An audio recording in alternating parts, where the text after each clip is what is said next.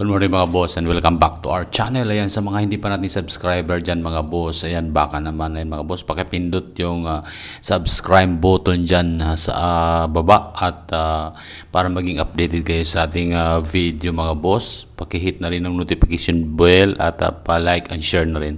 Ayan, maraming salamat. Ayan mga boss, pakinggan natin ngayon itong report. Ayan, PBBM report. Actually, ngayon ko lang pangalawang beses na nakikita si PBBM na nagre-report sa taong bayan. Kasi actually nung dating administrasyon, halos araw-araw talaga yun nagre-report kung ano yung si Pangulong PRRD, kung ano na yung kalagayan ng bansa, ano na yung mga nangyayari, ano na yung mga plano. So, ngayon mga boss, siguro dahil sa mainit na ang taong bayan, ayan, dito sa administrasyon na to, kaya si President Bongbong Marcos ay nagre-report na. Ayan nga mga boss, ang nare-report niya dito yung mga status ng mga kinasuhan at mga inisyuhan ng arrest warrant ng NBI. Ayan mga boss, pakinggan natin ang report ni Pangulong Bongbong Marcos. Magre-report sa inyo tungkol sa mga iba't ibang development doon sa mga flood control project na kaso. At para malaman po ng ating minamahal na taong bayan kung ano na ang naging progreso. Ito na po sa mga individual na may warrant of arrest sa Sandigan Bayan kaugnay sa mga flood control anomalya ang nasa kustodya na ng ating mga otoridad. Isa naman sa kanila na inaresto ng NBI at 6 naman ay voluntaryong sumuko sa CIDG. Meron din 2 akusado po na nagpahayag na ng intensyon na sumuko at susundin na ang PNP CIDG. Yung isa pong nahuli ng NBI ay natagpuan doon hindi sa kanyang sariling tirahan. Kaya't mananagot din yung mga nagtatago sa kanila.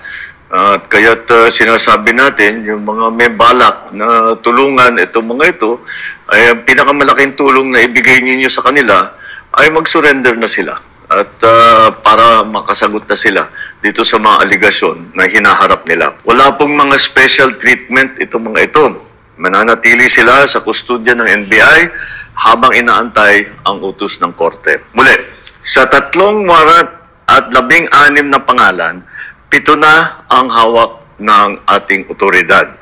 2 susuko na. 7 ang mananatiling at large. At kasama na dyan si Saldico. Sa lahat ng natitirang akusado, ang aking payo sa inyo ay sumuko na kayo. Huwag nyo nang antayin na habul-habulin pa kayo. Mas maganda para sa sitwasyon ninyo na sumuko na kayo para maganda ang inyong pagsagot sa mga aligasyon na dinala kontra sa inyo. Sa mga nagtatangkang tumulong sa pagtatago, tandaan ninyo na kahit papano mananagot din kayo kung kayo ay nagtatago ng isang fugitive from justice. Tuloy-tuloy po ito. Hindi kami titigil, hindi kami hihinto. Maraming salamat po. Magandang araw sa inyo. Ayan mga boss, yung report ni Pangulong Bongbong Marcos. At sa tingin nyo mga boss, meron bang kahihinatnan o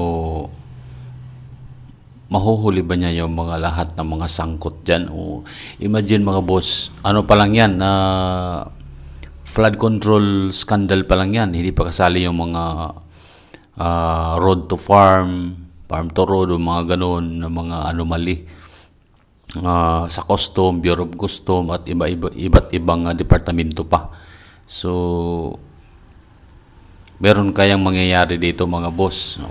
Dito pa lang kaya Martin Romualdez, actually, ang sabi ng mga tao dito, mukhang hindi daw, ililigtas daw niyan si Martin Romualdez kasi nga daw, kapag itinuro niya si Tambaloslos, ayan,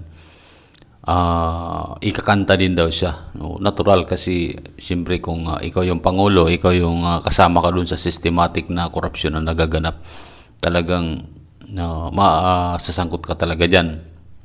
So ano lang nga dyan mga boss, Si BBM kasi meron siyang ano kasi, meron siyang tinatawag na immunity. So hindi siya kasi pwedeng kasuhan ngayon.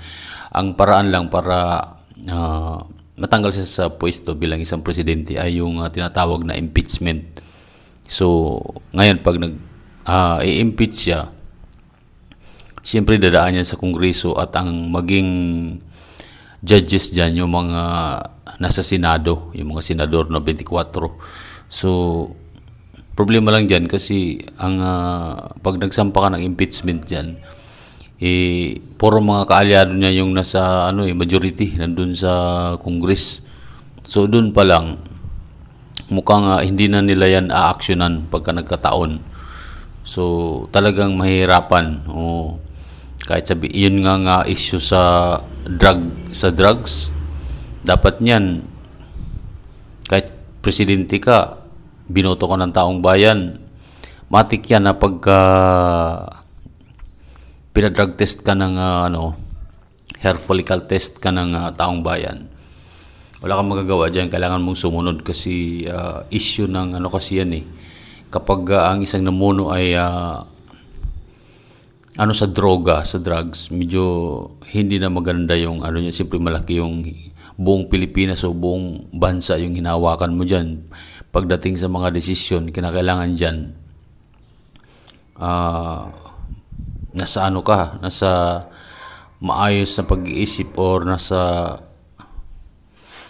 dapat hindi ka involved dyan sa drugs, hindi ka nagda-drugs, so hindi ka, kasi, decision making kasi ang pinag-uusapan dyan mga boss So, dapat yan, matik yan, pagka pinadrug test ka, o kahit sino mang opisyal ng gobyerno, ay sumusunod dyan, nagpapadrug test. Inunahan na nga siya ni Congressman Pulong Duterte. Ayan, pinakitaan ni Pulong na dapat para malinis daw yung pamumuno, walang issue. Tulad yan kay BBM, ang issue niya regarding sa droga. So, dapat inisyon siya ng ganon. Kung dinay man niya ito, hindi magpa-drug test. Ganon lang yung kasimple. Kung wala ka talagang itinatago, mga boss, hindi mo po pwedeng hindi ka aayon dun sa hinihingi ng mga tao. So, ganon lang yung kasimple. Ayan, balik tayo dito sa Parjik scandal.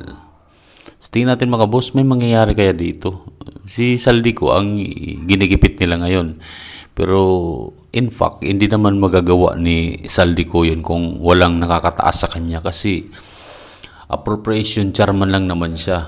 Siya yung nag-i-insert doon sa mga budget, doon sa mga project na ginagawa nilang ninanakaw nila yung pundo. So ngayon, pag ni-request ng isang na mas mataas sa kanya, wala naman siya magagawa dyan actually. Sa tingin ko, si Saldico ay hindi siya list guilty talaga siya. Hindi siya yung pinaka-guilty.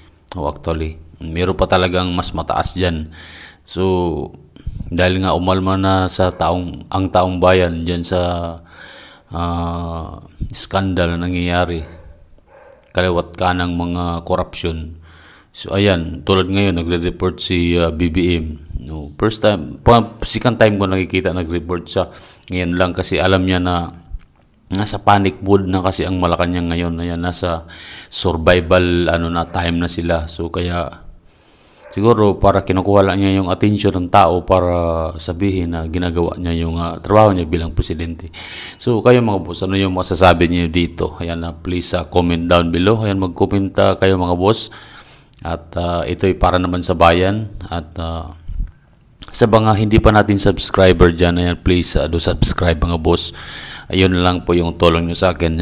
Pakisubscribe sa ating channel at pakihit na rin yung notification bell.